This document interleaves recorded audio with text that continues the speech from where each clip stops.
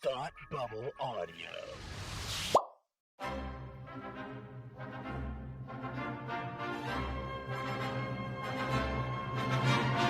Look, up in the sky! You will never find the more wretched hive of scum and villainy. Welcome to Beer with Geeks with Tim and Frank.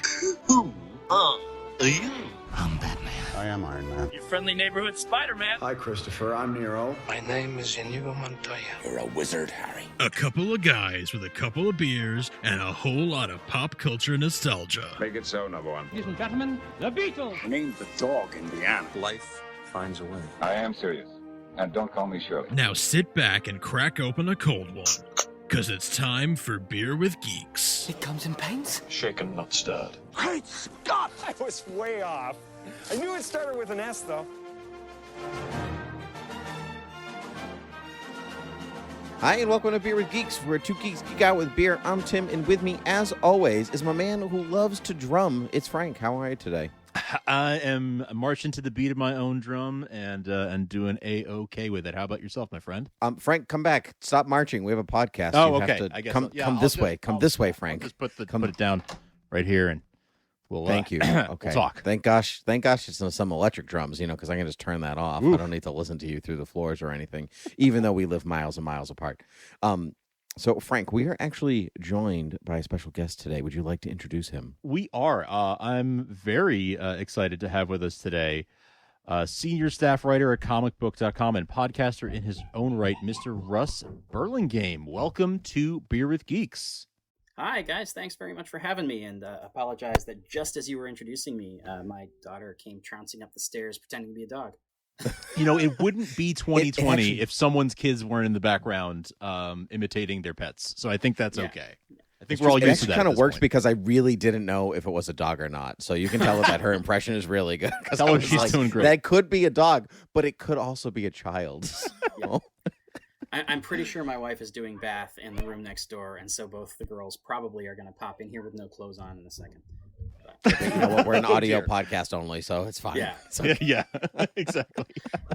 Well, hey, listen, thanks for joining us today. We're going to get into a topic that you know a whole lot about, but before we do that, let's talk about beer. Is there anything you've been drinking recently, Russ?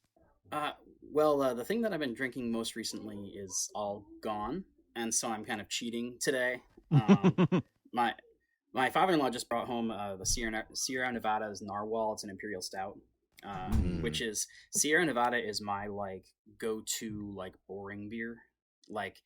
I enjoy it, but there's nothing particularly creative about it, and so I'm having that. The thing that I would recommend, the thing that gets the most play in this house, because I live with my in-laws, and my father-in-law is a big beer guy. I'm less so. I'm more liquor.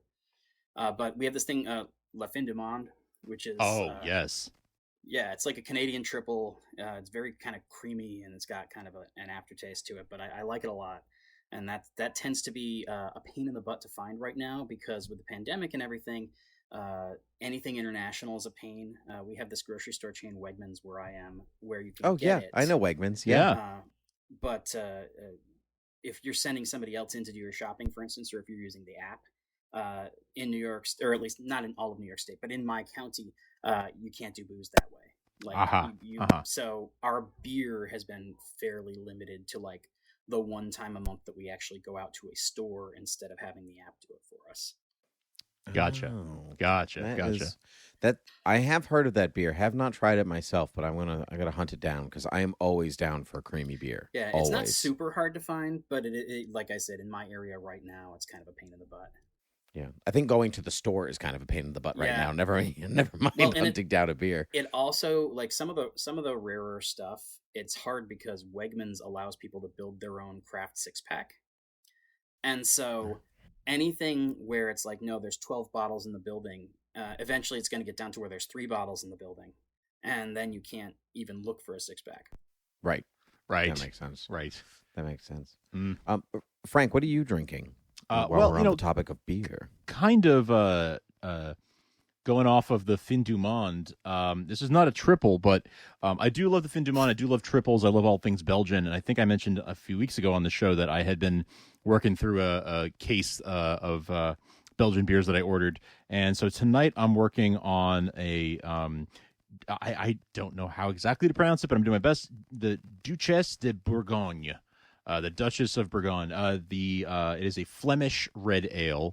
So it's actually a little bit tart, a little bit sour, which is not my usual, but nice. Nice. And I am enjoying it a whole lot. I got this with a bunch of other Belgians, and this is the last one I've got of that set. So I'm just enjoying it, sipping it, and enjoying it with you guys, and settling in for a good conversation here. But Tim, what about you? What are you drinking tonight?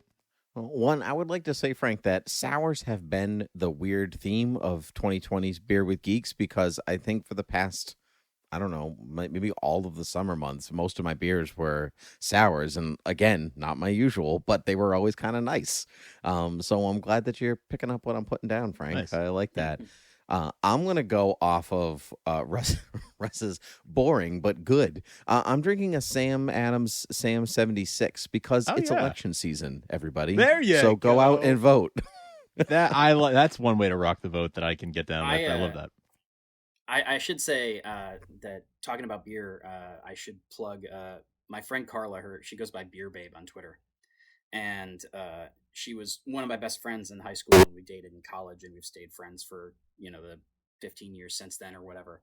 And whenever I need somebody who's smarter than me, like when one of these, when Hellboy had his own beer, or when Jay and Silent Bob did their own, you need somebody who can speak like intelligently on a dime.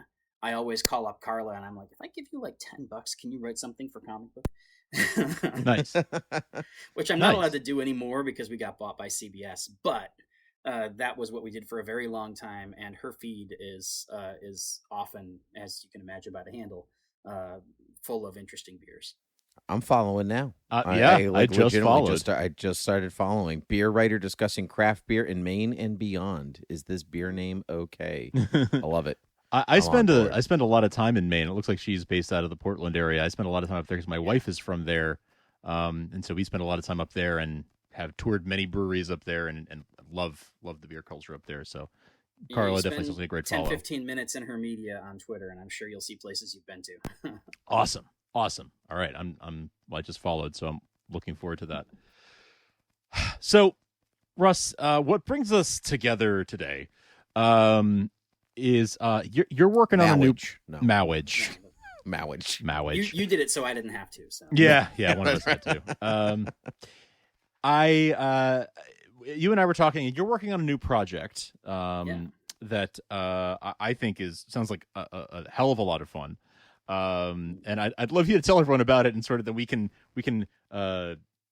go from there and transition into what we're going to be talking about today. Yeah. Sure.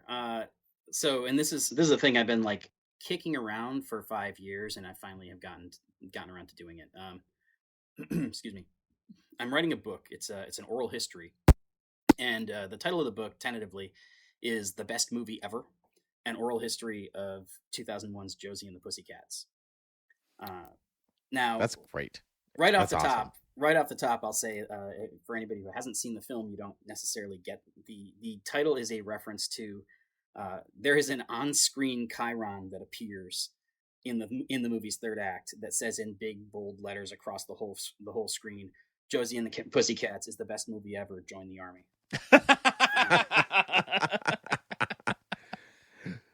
And so, best movie ever is it's both a wink and a nod to the fact that this kind of movie that was a box office disaster has now become a cult classic, and also the fact that that's literally a thing that appears on screen. That's my mask is it says Josie nice best movie ever, join the army. That's right. Okay, I did see that on your Instagram or your Twitter.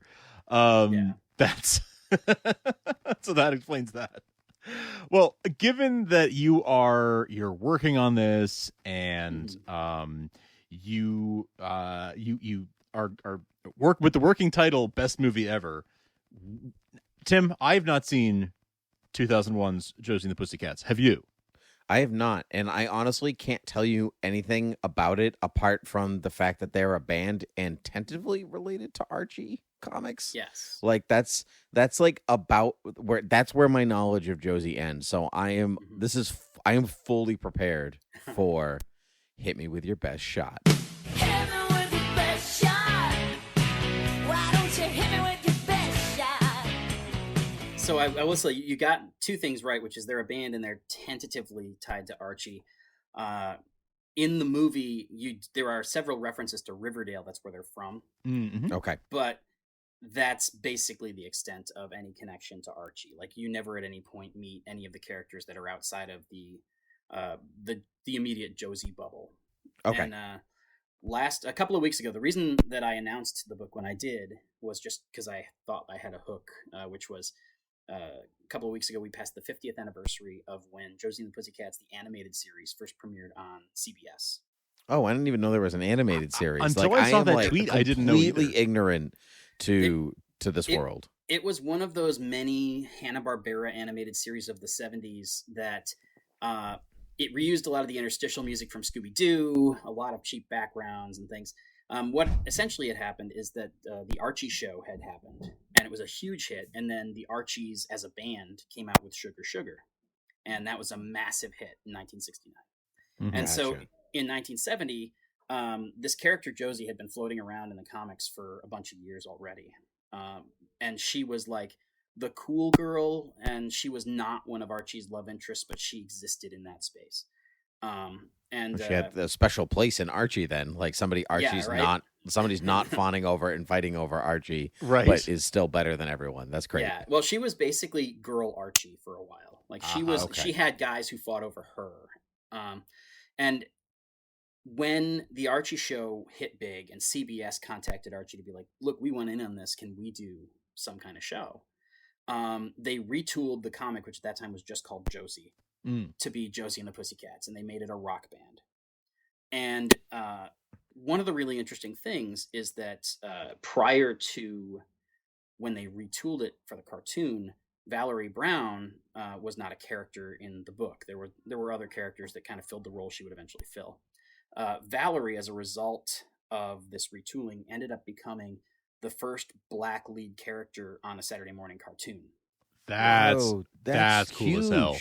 Yeah. And it was literally like there's a really good podcast, and they will end up covering a lot of the same space that I do with the book, but we're covering it in very different ways, called Josie and the Podcats. And it's a 6-part examination of the movie. And one of the things they did in their first episode, they talk about the background of it, and they talk about how, and I can't remember the woman's name for the life of me at the moment, but the singer who they brought in to be Valerie, I can't remember if it was Archie or if it was the network. Somebody didn't want her to be black. And basically this singer was so damn good that she like sang like the first black character on a cartoon into existence, basically, because she was so good that nobody could say no to her, especially because with the success of the Archies and Sugar Sugar, they wanted a tie-in record. Good for her. That's like slapping them with talent. I love that.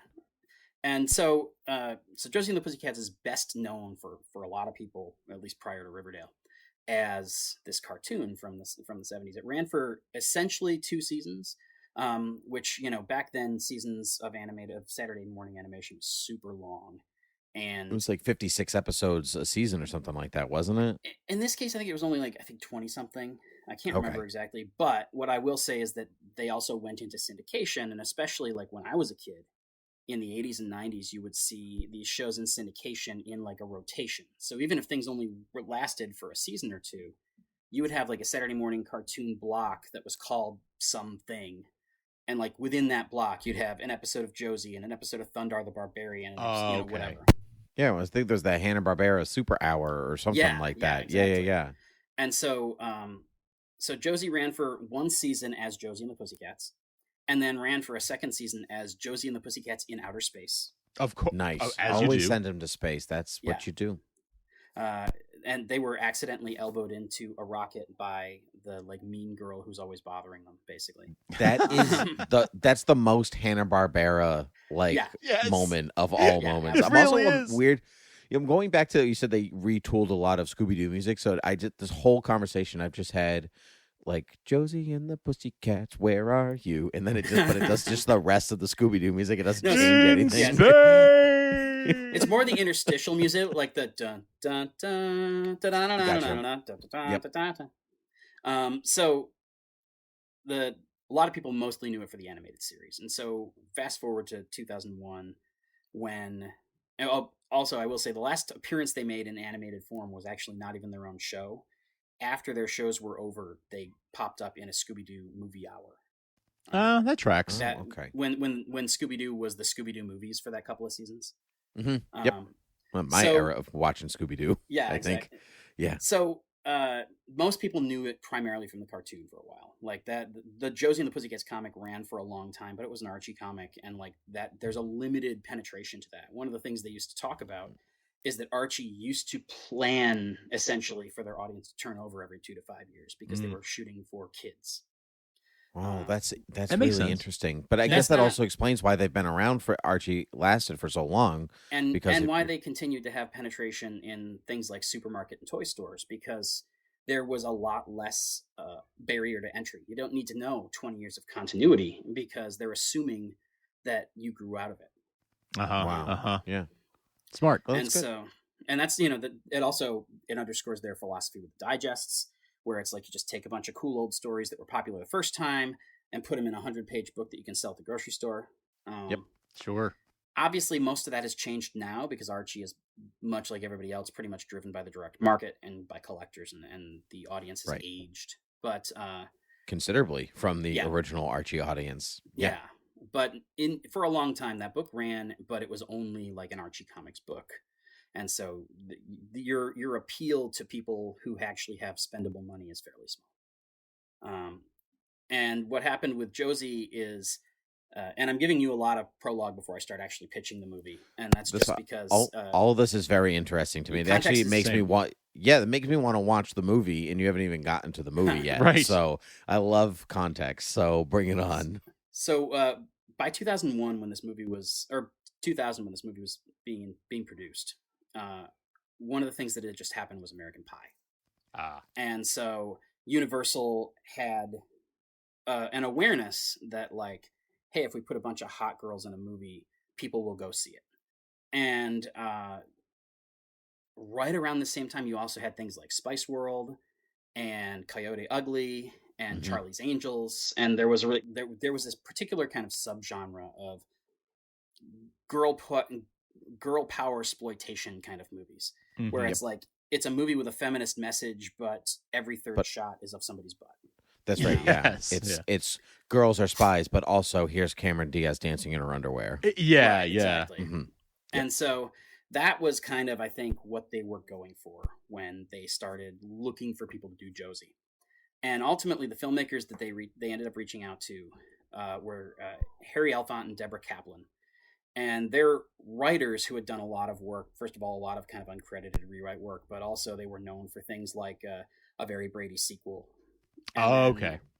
They directed their first feature in 1998, which was Can't Hardly Wait. Oh, sure. Yeah. And okay. That movie, relative to its budget, was like a massive hit. Because it was one of those movies that you made for $8 and it made $45 million, you know? Yep. And so when they were looking for people to do Josie, they basically reached out to Harry and Deb directly and said, hey, would you be interested in Josie and the Pussycats? And they were just like, no, I can't see myself doing that. But then, like, whatever it was they were developing at the time didn't go through, or maybe they just got bored of it, whatever it was. And somebody came back to him a second time and was like, look, we really think you're the fit for this. You can do whatever you want. We really just want to use the brand. Interesting. And so then, like, they got to thinking, like, well, what would we do? And a couple of things happened all at once. First of all, they realized, like, somebody's going to give us money to make a musical, which at the time in 2000 was not a thing that was happening. Right, because this is pre-Moulin Rouge. Before people were like, musicals again. We should do musicals, everyone. Yeah, exactly. Those are back. And so, that was a big part of the draw, was like, they're paying us to do this musical. And then they had two kind of things. First of all, they started a pitch, and I don't think they ever actually pitched it to the studio, from what I understand. But they did start. The first idea was Josie and the Pussycats in Outer Space. Oh wow! So like Starting originally there. it was just like, no, we're just going to go for that. They jumped immediately to Beetlejuice Does Hawaii without doing Beetlejuice first. Exactly. Yes. But quickly they decided that there was no way to do that because I think they were told that they had to keep the movie under like 30 million or something. They have to keep the movie on Terran. On They Earth. Have to stay on ground. Yeah. So they end up doing this movie, and I'll give you the short synopsis before I tell you what it is that they decided to do with it. Okay. Okay. The movie opens up on a boy band called Du Jour, which is my shirt. Nice. The audience can't see. But Du Jour is Donald Faison, Seth Green, Breckin Meyer, and Alexander Martin, who is the grandson of Dean Martin. I'm so in. I know. You had me with Donald Faison. Yeah, you had me Well, with Faison. I didn't even need the rest. So, one of the things that I think is remarkable about kind of the fact that so many people didn't get what the movie was trying to do and didn't get kind of the satire that was going on in it. This movie opens up with Du Jour. They're at an airport. There's fans screaming everywhere like Beatlemania. They're about to get on their private jet to go somewhere, and they're singing. Their song is called Backdoor Lover.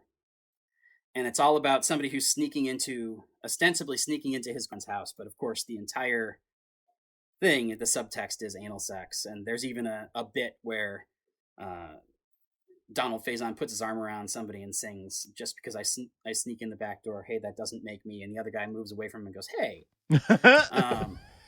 So that's the first like 3 minutes of this movie is It's a backdoor joke. A straight up, yeah. But they were obviously like, NSYNC was in the water at the time and everything. Mm-hmm. And so Backdoor Lover, as well as the other Du Jour song and a handful of the Josie songs, were all produced by Kenny Babyface Edmonds, who he produced the first half of the soundtrack. And then when they decided they wanted a longer soundtrack with more tracks, one of the writers for some of the songs, who I'm now blanking on his last name, which is terrible. He just passed away from coronavirus, from Adam from Fountains of Wayne. Schlesinger. Adam Schlesinger. I was just thinking about him the other day. Yeah. Yeah, he produced the second half of the soundtrack. Oh wow, he's fantastic. Everybody who worked on the soundtrack, it's like wild. There's Jane Weedland from the Go-Go's. There's a guy from Counting Crows. There was I can't remember her last name, but she was in the black like hard rock group in Georgia at the time, like an all women, all black hard rock group, and she was almost the singing voice of Josie until they realized that they had just cast Rachel Lee Cook as Josie, and there was no way she could convincingly, like, nobody was going to think she sounded like that. Gotcha. And so ultimately, the singing voice of Josie became Kay Hanley from Letters to Cleo. Is there a reason they opted to not cast trained vocalists for these roles? Like why they went for Rachel Lee Cook or Rosario Dawson, Tara Reid? My guess, and I haven't talked to them about that specifically. That's one of the things that, like, when I listened back to our first interview, I'm like, oh, that's for the follow-up. My guess, if I had to guess, is that Universal knew they wanted Tara because of American Pie success. Right. And so I think that when you get to the point, and they did audition a bunch of people who were musicians, mostly for the role of Val. Because Universal told them who was going to be Melody. That's the drummer, and she's the ditz. That's Tara Reid. Yep. And then you have your front woman, which was Josie, and they apparently did audition one or two people, but they only auditioned people while they were waiting to hear back from Rachel Lee Cook. Rachel, besides the fact that She's All That had just come out, also she had auditioned for Jennifer Love Hewitt's part in Can't Hardly Wait, and basically they were like, "You're really great, but you're 15." Gotcha. Okay. So they wanted to get her in the door. So, and so they already had her in mind when they started, So it's funny because Val, which ended up being Rosario Dawson, is the one character who went through this wild casting process, and eventually the last two people before it, when it came down to Rosario, the last two was her and Lisa Left Eye Lopez. Okay. But Aaliyah tried out for the part. Wow. Beyonce Knowles tried out for the part before she was Beyonce Knowles. Wow. And of course, there's actually a TLC joke in the movie. And so the fact that you had Lisa Lopez like trying out for the part in a movie where they make a joke about TLC is kind of great. That was great.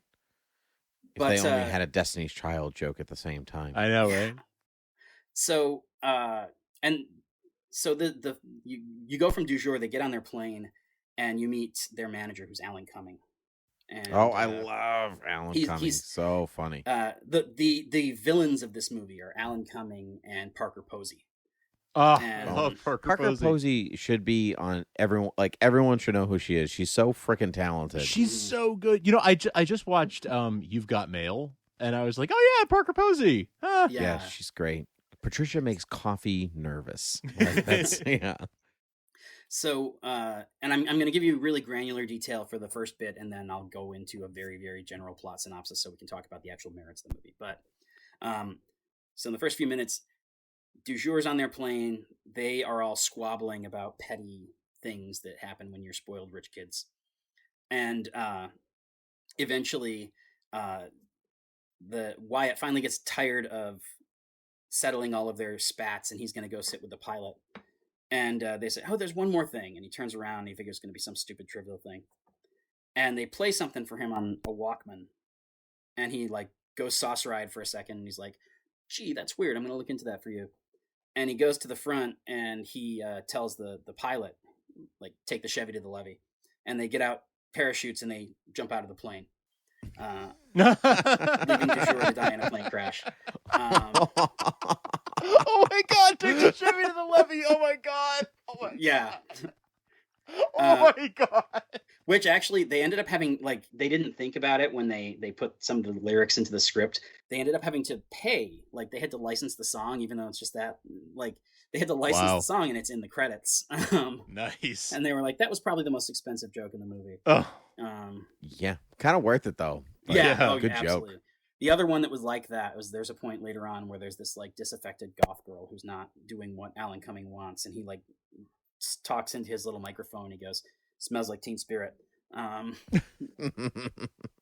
But so you see, you know, Alan Cumming lands in Riverdale, and his new job is to replace Du Jour because the evil plot that the bad guys have requires a band. Sure. Why and not? So it's a musical. Why not? Yeah.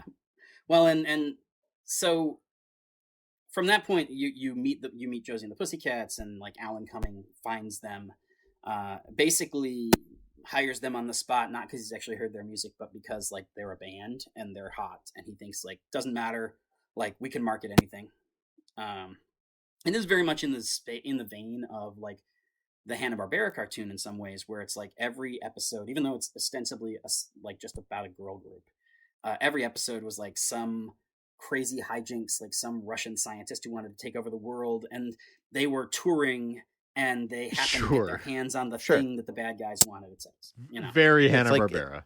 It's almost like Beatles movies more than anything. Yeah, like, hey, we're just a band, but we just stumbled upon like this evil spy organization. Yes, we're the Beatles. Exactly. Yeah.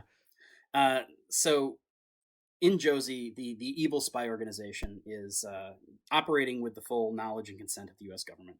And what they do is they embed subliminal messages into pop music in order to get kids to buy things. Sure. Could be true. And there's actually like a great montage in there. It's basically a parody of the DNA dinosaur cartoon from Jurassic Park. Okay. Nice. Mr. DNA, where did you come from? And it explains, you know, the plot, but because they didn't have a ton of money to animate like a whole thing, they did like 90 seconds of animation, and the whole thing is talked over by Eugene Levy. Nice. Also also an American Pie. Also an American Pie. They shot his part on the American Pie set, like not in the set, but like around the back of it. Wow, that's great. But he says, "Hi, I'm Eugene Levy, and I'm an actor." And then he delivers this whole monologue about the evil plan. So Eugene Levy is part of the conspiracy. And throughout the movie, you get various different people who are clearly part of the conspiracy.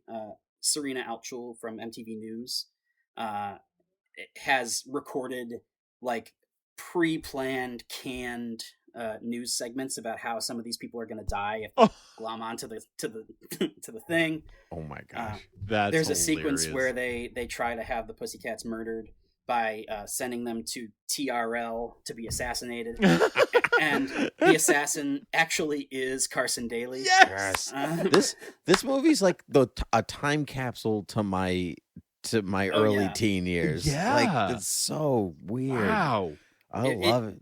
It's really a time capsule, and I think one of the reasons that that it has really caught on with a lot of people nostalgia-wise is that there are so many things in this movie that just don't exist anymore or don't exist in the same way.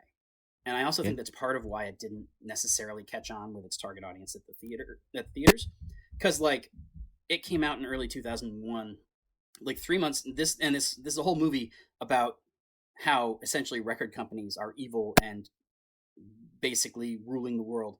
And then 3 months later, Napster happened, and record companies lost basically all of their power overnight. And so one of the things that if you Google Josie and the Pussycats, one of the very first things that you will find out is that almost every shot of this movie is absolutely saturated in corporate logos. It's this entire like commentary on the omnipresence of corporate branding in our everyday lives, and it's a commentary on product placement. And as you can imagine, a lot of the critics were just like, how can you do a commentary on product placement when your entire movie is filled with product placement? It's called satire. Well, that, and they actually didn't get money for any of it.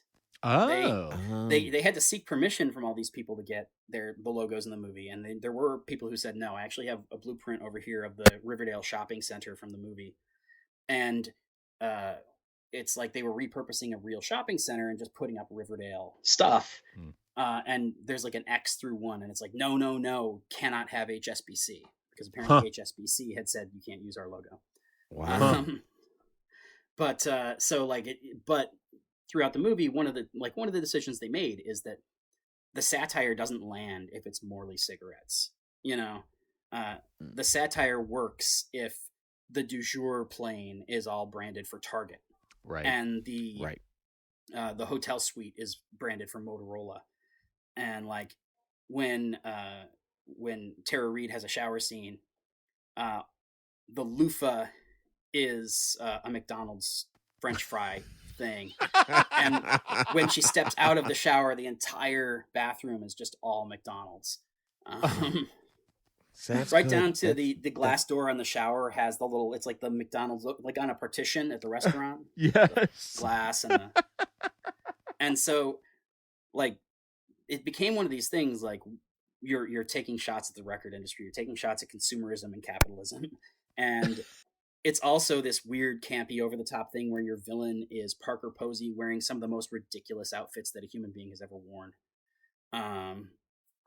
And it, again, the plot of the movie itself is fairly threadbare. It's like, okay, so they kill du jour, they set up Josie and the Pussycats as the new biggest band in the world. Then Josie and the Pussycats find out what's happening and have to figure out how to not be murdered and reveal it to the world. Wow. But so that's the basic plot of it. But there's a lot of layers to like all of the commentary on music and the commentary on pop culture, and like this idea that like, one of the things I really love about the movie is very much like the thing with the corporate logos, where they're like the satire only lands if it's real corporate logos and people understand what it is that we're talking about. Mm-hmm. They did the same thing with Du Jour. It's like you're doing this thing that's like a parody of boy bands, and it's like the Backdoor Lover is its own thing, and then their second song at different points is Du Jour Around the World, and it's very much like one of those songs like Hey Hey I'm the Monkey, or We're the Monkeys. Yes. Where it's like it's a song about the band that like glorifies the band in a ridiculous, over the top way. Backstreet's Back. Yes, exactly. Yeah. Thank you. That's an even better example. And the Du Jour songs were co-written and produced by a guy who actually was responsible for producing a bunch of NSYNC hits. He knew what he did. You're not going to get a better NSYNC parody than that. Yeah. And I will say, because this is one of those things. It's not really a spoiler, and also most people miss it. So I'll say this in the conversation. There's a point where so one of the things that is part of the evil plot is behind the music. They use it to explain, blah blah blah blah blah. So there is a runner in the movie where Rosario Dawson's character is being ostracized by the label, and it's basically them manipulating her so that they can sow division within the band. It's like they changed the name of the band from the Pussycats to Josie and the Pussycats and put Rachel E. Cook's character in for all the posters without asking anybody permission. And so the whole thing is like trying to manipulate Val and make her feel unappreciated and And so as she's going through all this, she's watching an episode of Behind the Music where there's a fictional guy who comes on and he's like, well, I was the third person, the captain, and to kneel, and I'm the guy who told him to wear that hat. And I wrote Love Will Keep Us Together, but I tell you what, it didn't. And that guy is Kenny Babyface Edmonds. Oh, love it. I love that. And so that's his cameo. Harry Elfont, one of the directors, his cameo was that he was the pilot who jumped out of Du Jour's plane. Nice. Nice. I have a question about all of this, and because you said it was a box office bomb, right? It became it's successful afterward. Do you think the movie's too smart for its own good, for its mainstream audience? It kind of reminds me in a way, kind of like Scott Pilgrim versus the World, or any of these things that it's all like you think it's this, but it's actually this. It's plot versus narrative. It's something I hammer home all the time. Critics loved it, but you hated it because you were only looking at the plot and not the narrative. And it seems like Josie and the Pussycats is a great example of this. There's certainly an element of that. I will say critics hated it too, for the most part. Damn. And in hindsight now, if you Google Josie and the Pussycats underrated, there are dozens and dozens of stories about how it's this underappreciated gem that nobody understood. And so, not all of them are from nerd sites and BuzzFeed and stuff. You have the LA Times writing about that. Oh wow. And so okay.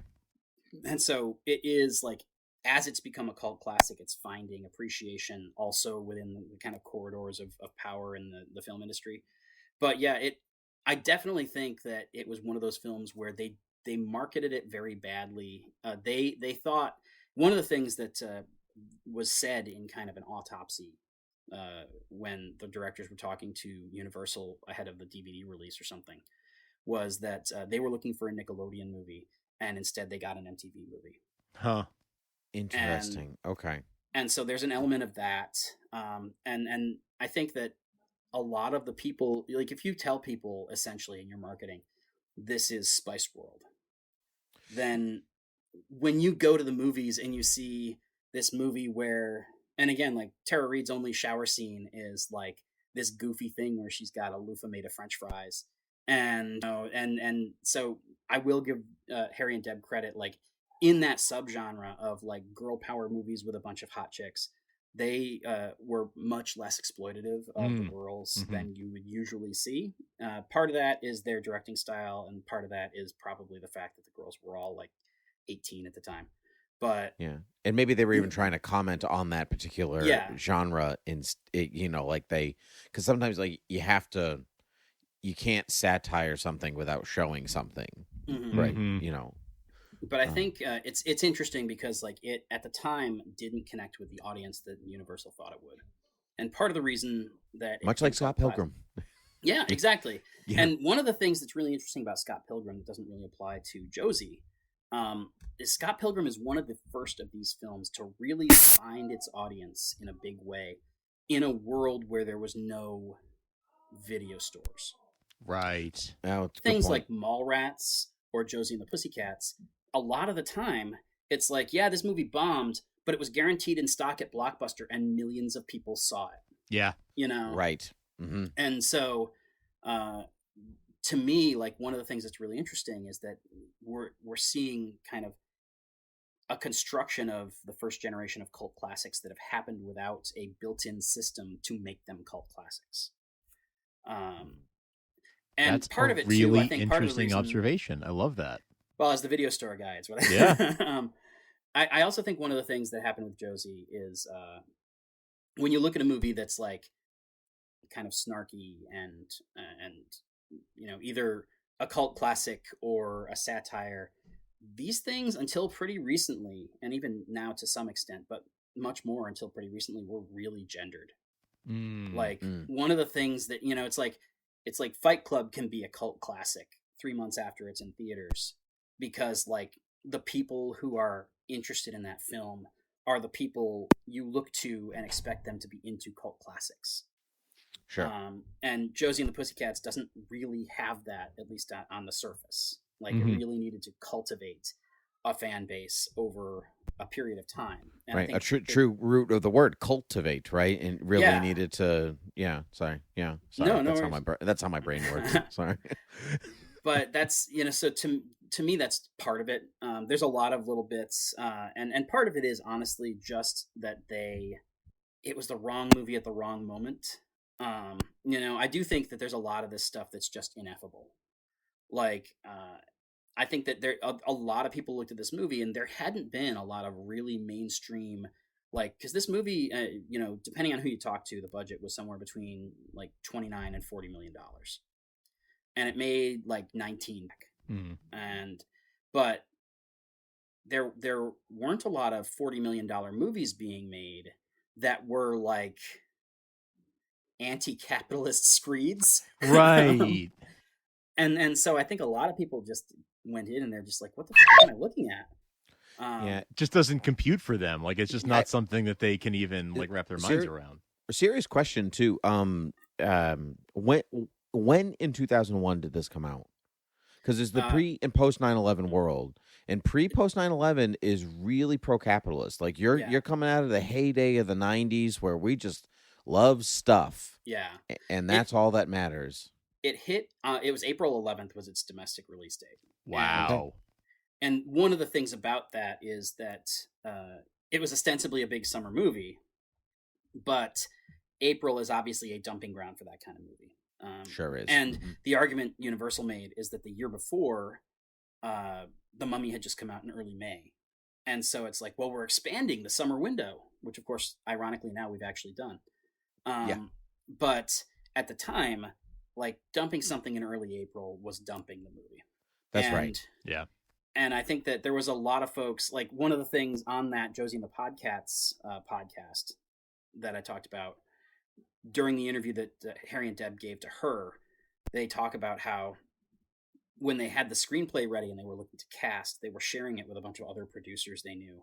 And the general consensus was, why are you doing this? And so I think that there even within the creative community, I think this is one of those movies that a lot of people didn't get until later. And it's funny because I think that music people came to it faster than movie people. Okay, so I wanted to ask about that because, like you said, this is right on the cusp of Napster happening, and I feel like this is like a little bit ahead of its time in that sense, where people grew to hate the music industry, maybe in the way that they were that this movie is making fun of the industry. Well, and it's funny because there's a Metallica joke in the third act of the movie. Really? And I won't say what it is because if you're ever going to watch the movie, one of the best moments of the movie immediately precedes the Metallica joke. Okay. But there's a Metallica joke in it, and all I could think watching it later is like, oh yeah, we didn't hate them yet. Like, pre Napster, pre all of that, before they were holding out and refusing to let that stuff happen and suing and all that.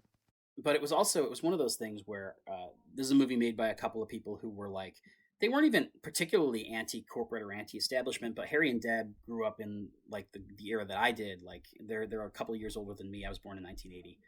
And so they grew up very much in the era of grunge. And so when you get to the late 90s and there's all of these kind of boy bands and girl bands and everything feels very manufactured and everything feels very saccharine, an element of this movie was just like, and they come clean and they're like, no, we enjoy a bunch of that stuff too. But part of you wants to believe that like there's got to be some sinister reason that people are glomming onto this crap. And so I think that that's part of why, like, I mean, Babyface obviously got it or he wouldn't have been producing all the music in the movie. Right. And I think that a couple of years after the movie came out, Deb had gotten invited to a U2 concert, and when she was introduced to Bono as she directed Josie and the Pussycats, he's like, "I love that movie. You really got it." Oh, nice. That's great. That's and it's great. one of those. Yeah, it feels like they were maybe it didn't play because they were a little too close to the industry, and there wasn't. They needed that one outside voice going. Okay, you just need to explain a little bit. Just explain a little bit. And I mean, like I think of Lord of the Rings that way. This, because you had a 3-person team writing Lord of the Rings, and one was super into it, one was super not, and one kind of knew. And that balancing act. That balancing act of like, what can we cross out? What can we be merciless about? Really matters when you're talking about stuff that's near and dear to people, whether it's industries or corporations or comic book characters or anything. Like, you do need somebody somewhere that's like, no, it's okay. You can cross that off. Like, you don't have to do it exactly like that. Sure.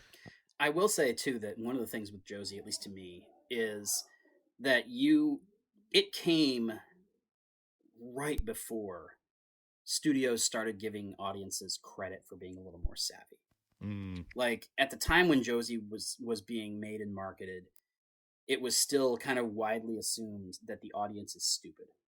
And so you look at like the promotion for the film, you look at some of the changes that they wanted made to the script, you look at all these, like, all this background noise that you only know if you know. But like, all of that seems to be pressing in the general direction of like a studio that didn't have faith in the high concept and didn't really get it and thought that audiences wouldn't get it.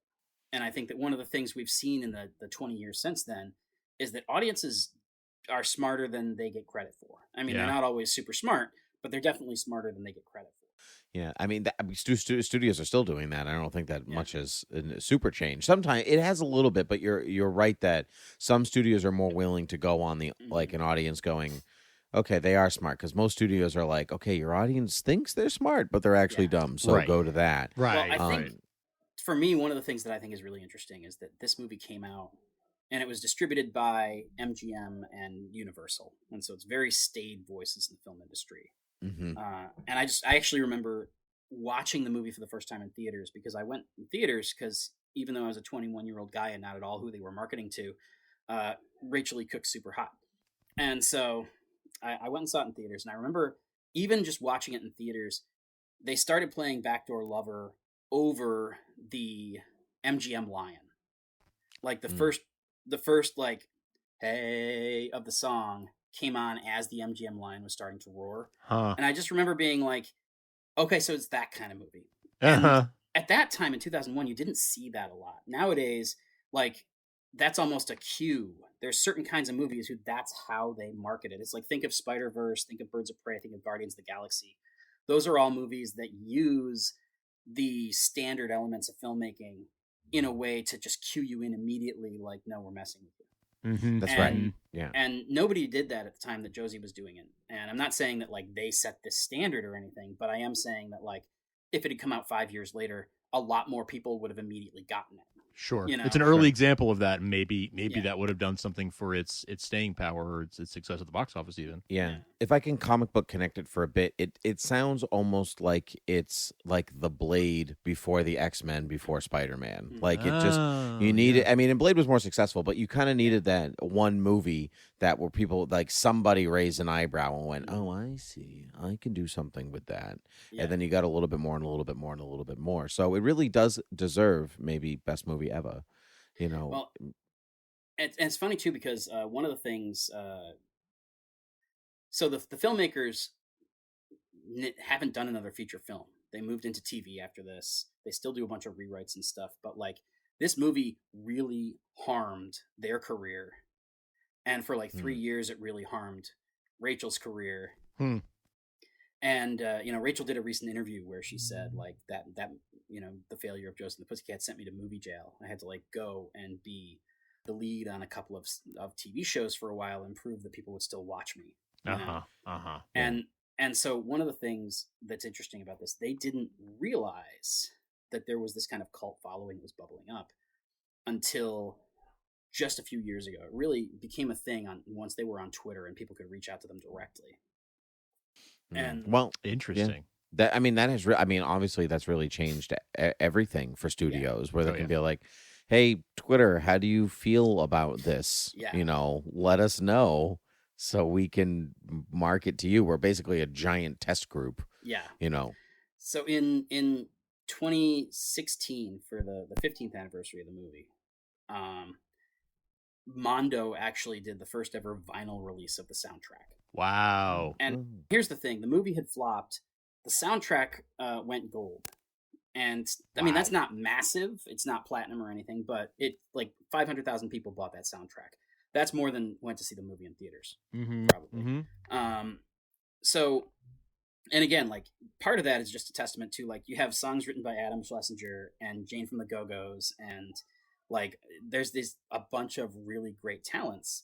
And Kay Hanley from Letters to Cleo, like it's some of her best work as a vocalist. One of the things that she has said over the years is that because it wasn't Cleo and because it wasn't like, she wasn't even the face of Josie. Like a lot of people, you'd have to know, like you'd have to go digging through the liner notes to figure out who was singing.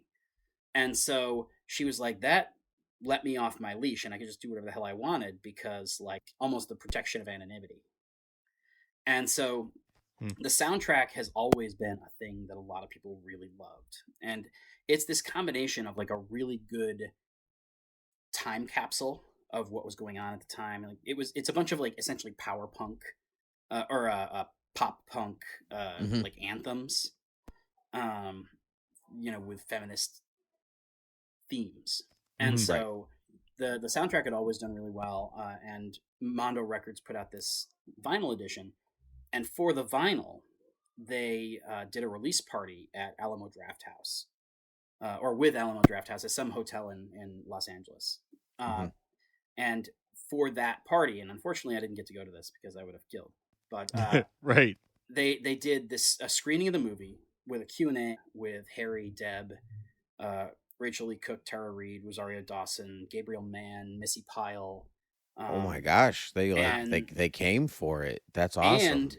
And also they got the band back together, and like Letters to Kay Hanley and Adam Schlesinger and a bunch of other people who'd worked on the album played the soundtrack front to back, and it was the first time that most of them had ever played those songs in public. And so that's very cool. And they sold out this place, this like, you know, 10,000 seat or whatever it was place that they had in Los Angeles. It was a huge thing. It was the #1 trending topic of like that night on Twitter. And you're sitting here going, this is a movie that was 15 years old and didn't make any money. And it's the top topic on Twitter tonight. And it sold out this concert and screening. And like you had all these people who showed up in cosplay. And for a lot of the people who were involved with the film who weren't like Rachel, Harry, and Deb, you know, because Rachel, Harry, and Deb, because they're the three people most associated with it, they would get the fan letters and they would get the DMs, and I remember ages ago, Rachel was doing some Ask Me Anything on Reddit for whatever project it was, and she ended up getting pulled away to a thread somewhere else about how wonderful Josie and the Pussycats was. Oh, wow. And when she popped in for like a second just to be like, oh my God, you guys, you have no idea how much this means to me. Like, that was like, I somehow found my way into that thread. I can't remember how, but I saw that and I was just like, okay, so this is what makes, like, that actually is what made me that is why I started the Emerald City Video Podcast. Because I was just like, you know, I want to talk to somebody about Josie and the Pussycats. And so Frank and I get that. Yeah, we get that. Yeah.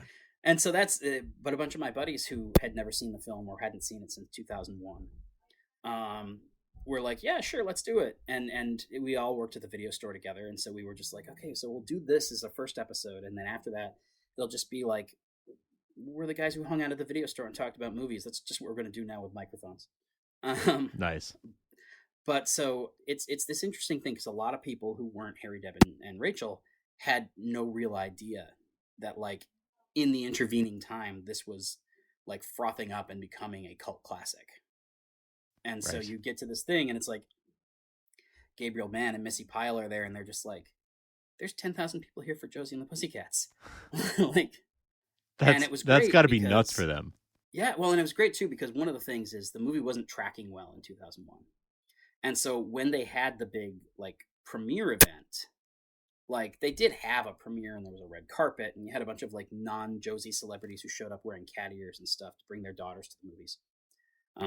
There's a great shot of Kiefer Sutherland looking absolutely has no interest, but wearing pink leopard print pussycat ears, holding his daughter's hand. That's amazing. But so it was an event. They did have a premiere and all that, but like by then it was already pretty clear that the movie was not going to make any money. And so for the directors and for the studio, it was just like, well, this is kind of pro forma. Mm-hmm. And so that reunion tour or the reunion concert that they did was almost kind of like, this is the premiere. Like, this is the chance for you to actually have people come up and say like, no, this means something to me. And to have people singing along with the soundtrack. And so that's one of those things where, to me, the narrative of Josie and the Pussycats isn't just like my oral history. A lot of the book isn't going to be like, I'm going to be talking to as many people from the cast and crew and studio and everything as I can. But a lot of the book is going to be a segment on just the fans and talking to people about like, when did you first know that this movie was a thing that existed? How did you fall in love with this movie? And like kind of trying to track this evolution of like, how does a box office disaster that like materially harmed the careers of people involved in it become this cult classic that so many people love very deeply? Because to me, like, that's a fascinating arc.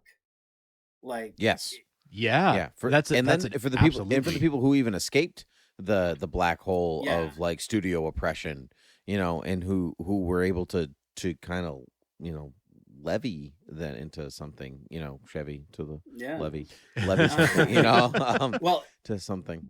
One of the things I will say is that even the people who, because I mean, when you say like Harry and Deb and Rachel all love this movie, it's like, well, they kind of have to, because they're the people who were principally responsible for this movie existing, you know.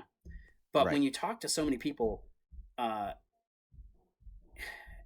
you guys are plugged into the geek stuff. You probably know that, like, whether you love him or hate him, Zack Snyder clearly cultivates a great relationship with his cast and crew on set. Sure. They love him. Yeah, Everybody love or hate Zack Snyder, that no one will disparage him on set. It's true. What a nice guy that guy is. Yeah. And this movie kind of feels like that because like Alan Cumming, who has done 700 things since, about a year ago was doing an interview where he was like, "Oh man, Josie, I love that movie, and you know, I'm in a movie with Rosario coming up, and it's the first time we've worked together in 20 years." And then like a couple of years ago, I just stumbled across it yesterday. I can't remember what I was looking for, but I stumbled across an interview that Donald Faison and Seth Green did, where they were talking about the enduring kind of appeal of du jour, and the fact that they still have people who sing things at them. And then if you listen to Fake Doctors, Real Friends, which is Donald Faison and Zach Braff's Scrubs Rewatch podcast. Yep. I can't remember when it was, like 6 weeks ago or something. There was an episode where there was some like long process by which they started out as like, oh, we should do a Wonder Twins movie together, where you and I are the Wonder Twins. And would watch. And then right? Absolutely. Yeah. But so it eventually evolved to them talking about like Hanna-Barbera and stuff. And Braff mentions Josie and the Pussycats, and Faison just immediately, without any further prompting, launches into "Nobody Rocks the Mic Like Du Jour," and like goes through the entire song. And you're just sitting here going, man, this is almost 20 years later. This is a movie that failed. This is, and like, there's, again, like, on that podcast, there's like 1.5 million people listening or some crazy thing. It's like, there's probably more people listening to that podcast than watched this movie in theaters. Right. That's so wild. There's something to be said that like everybody involved seemed to really enjoy the experience. And to me, like, again, that's always like, there's something special about that kind of stuff to me. Mm-hmm. Like, even if the end result doesn't make a ton of money, like so much of this stuff, like I've talked to so many people over the years who are just basically like, your favorite thing is just a job.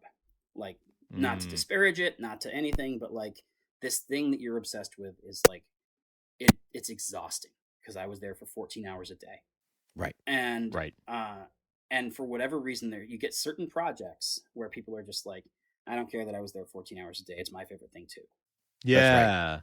Yeah, And that's Sean so Astin always special when says you have that about Lord of the connection with- Rings. Yeah, same thing. Like, yeah, I don't care. It was one of the best times of my life, and I'm happy to talk about it with you. It's so special when you can have that connection with that person, right? When you like meet them at a convention or something and say, "Hey, this thing, this underappreciated thing, like meant something to me," and when they love that thing too, it's just like those are some of the best conversations you can have with those folks. And as somebody who's met a lot of these people, like I've had the other conversation where I'm just like, oh man, I'm a huge fan of insert obscure thing here, and they just look at you and they're like, so you're the one. Yeah, that's right.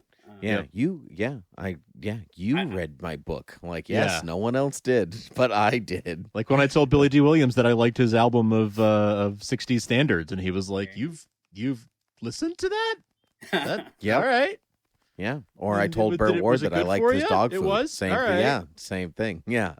I gotta say, one of the most fun, and I've only done a handful of interviews so far for the book because I kind of told this to you guys off mic. It's not really out of school to say this, but like because I work for comicbook.com, which is owned by CBS, I'm exclusive to CBS, and in order to do anything that isn't through comicbook.com, I have to get permission essentially, and it's a long, drawn out process. And so I didn't announce that I was working on this. I didn't start working on it. I mostly just made lists of like, this is what I'm going to do when I start until I got permission. And then like once I got permission, not immediately, but like 3 or 4 days later, I tweeted about it because I was just like, a third of this book is going to be talking to fans. And eventually somebody's just going to tweet like, holy shit, some guy's writing a book about my favorite movie. And I'd rather it be me who says that than somebody else. Yep. You know? Right. Yeah, absolutely. Absolutely. So but one of the first interviews I did was with this guy who has a YouTube review that is called something along the lines of Josie and the Pussycats, the best movie ever made. Sure. And it's not a super critical, it's not a super intellectual look at the movie. It really is like one of those things where he raises some cool points. He looks at some interesting things they did in the movie, but mostly it just keeps coding back to, and that doesn't matter because Josie and the Pussycats is the best movie ever made. And the love is deeper than the him, flaws, and that's why we all like the Star Wars prequels. There you go, exactly. Right. So I interviewed this guy. I'm talking to a bunch of the people who have written like this is an underappreciated masterpiece kind of stories.